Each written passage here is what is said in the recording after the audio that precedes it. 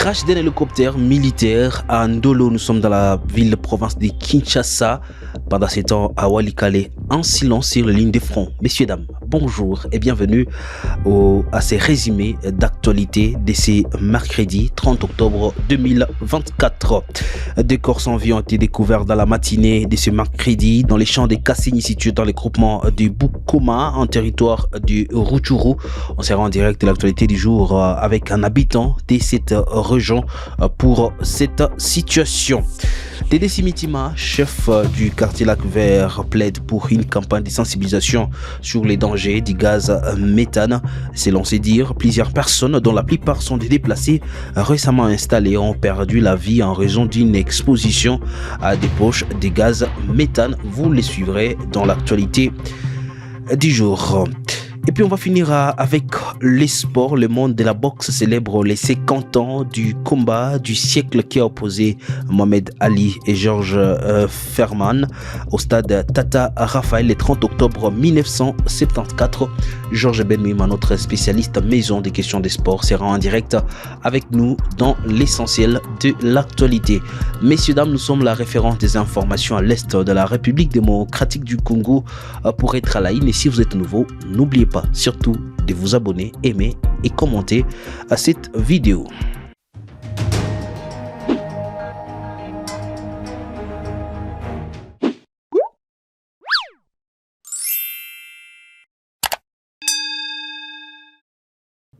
Un hélicoptère militaire congolais s'est écrasé ce mercredi 30 octobre 2024 à l'aéroport de Ndolo, situé dans la commune de Barumbu à Kinshasa. L'incident a eu lieu vers 11 h sur la piste militaire de l'aérodrome. Selon des sources concordantes, l'appareil a pris feu après l'impact nécessitant une intervention rapide des équipes de secours. Sur ces images amateurs, suivez ce reportage.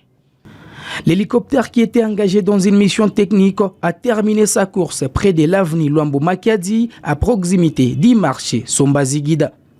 Les services anti-incendie de la régie des voies aériennes de Ndolo se sont immédiatement mobilisés pour maîtriser les flammes et sécuriser la zone.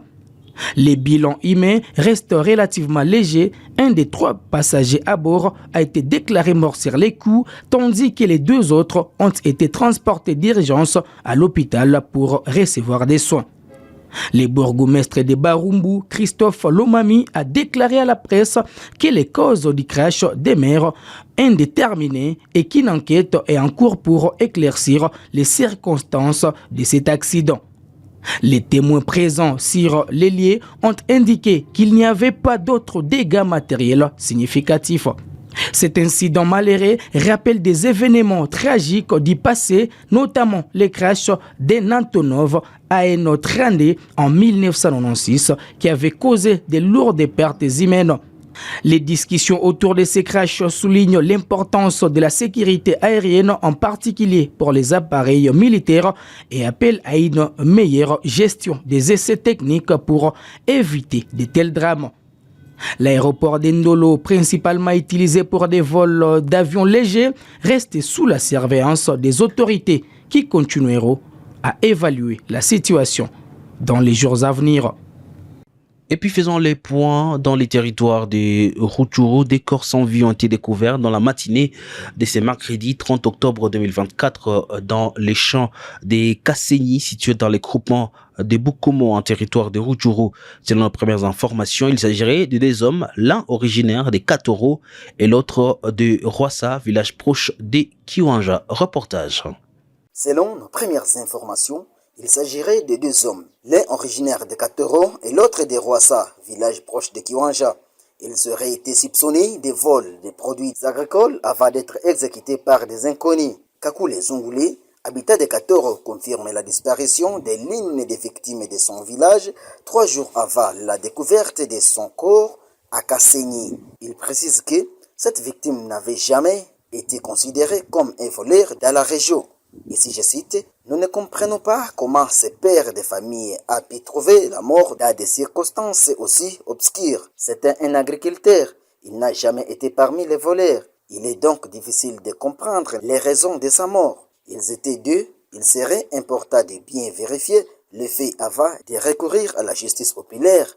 regrette Kakule Zungule, habitat des Katoro. Fin de citation. De ce côté, M. Ezekiel Moufabore, chef de 10 maisons d'Inyumbakumi d'Iroassa, déclare qu'il est difficile de savoir qui aurait pu commettre cet acte et dans quelles circonstances ces assassinats ont eu lieu. Les corps ont été retrouvés le long de la route menant au groupement voisin de Boussanza et une enquête a été ouverte dans la région pour faire la lumière sur cette affaire. Notons que, durant cette période de récolte des produits agricoles, plusieurs cas de justice populaire ont été signalés dans les champs de Boudafa, Kahunga et Kasenyi. DDC Mitima, chef du quartier Lac Vert, plaide pour une campagne de sensibilisation sur les dangers du gaz méthane, appelant ainsi les autorités compétentes à agir pour prévenir de nouvelles victimes. Selon lui, plusieurs personnes, dont la plupart sont des déplacés récemment installés, ont perdu la vie en raison d'une exposition à des poches de gaz méthane. Ces derniers exhortent la population à faire preuve de prudence face à cette menace invisible mais omniprésente dans certaines zones du quartier. Inquiet pour la sécurité des résidents, le chef du quartier a également lancé un appel pressant aux équipes de l'observatoire volcanologique de Goma à se mobiliser, à faire une descente dans cette partie de la ville de Goma pour appeler la population à la prudence.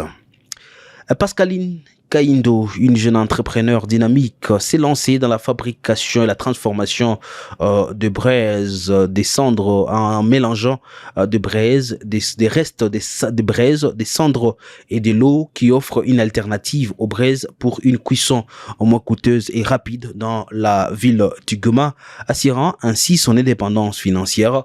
Kivu Morning Post a rencontré cette jeune femme qui s'adonne à la transformation des déchets de braise depuis plus de 6 mois. Émilie Moutebois.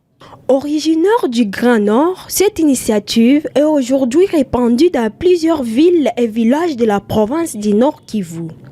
Pascaline Kaindo a voulu aider la population de Goma face à la hausse du prix des braises due à la dégradation de la situation sécuritaire dans l'est de la République démocratique du Congo. Depuis que la guerre a commencé, c'est là qu'on a trouvé les idées de fabriquer les biboulés.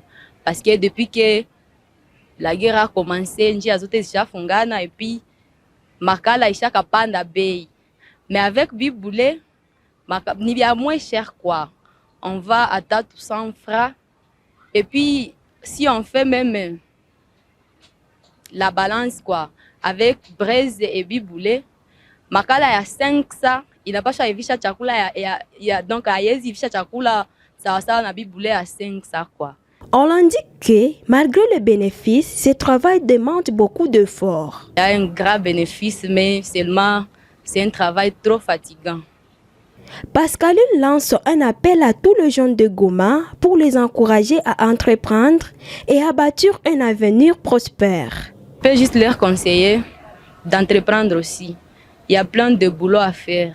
Si on attend toujours le boulot de bureau, peut-être que les autres choses n'auront pas de gens à les faire. C'est ce que je peux dire, quoi. Parce que si nous tous nous attendons le travail de bureau, peut-être qu'il n'y aura pas une personne qui pourrait fabriquer des biboulés.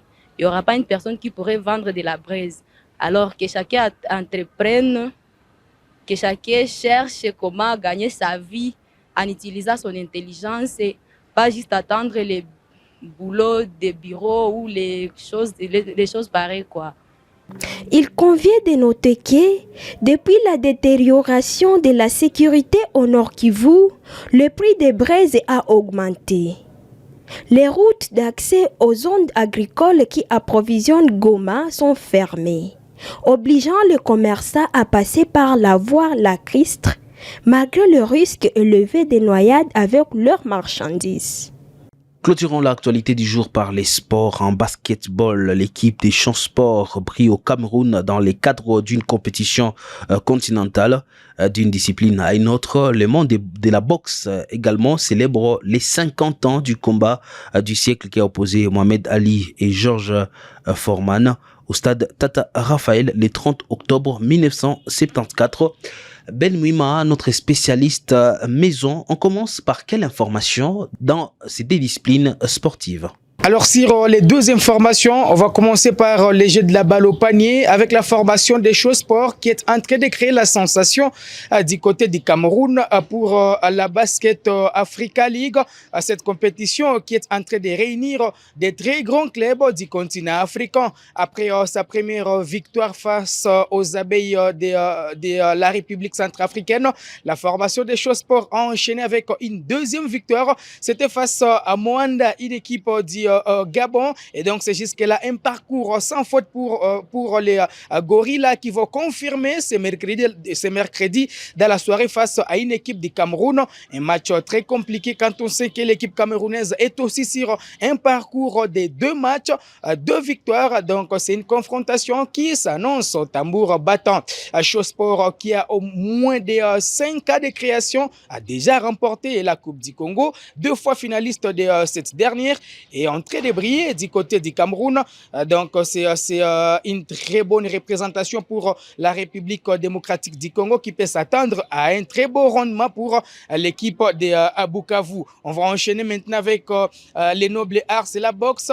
30 octobre 1974, 30 octobre 2024, ça fait 5 ans que la RDC a accueilli les combats du siècle qui mettait en opposition George Mohamed Ali et George Foreman. Et puis si on revient dans l'histoire, c'est un combat qui avait été remporté par l'Américain Mohamed Ali au 8e round face à George Foreman.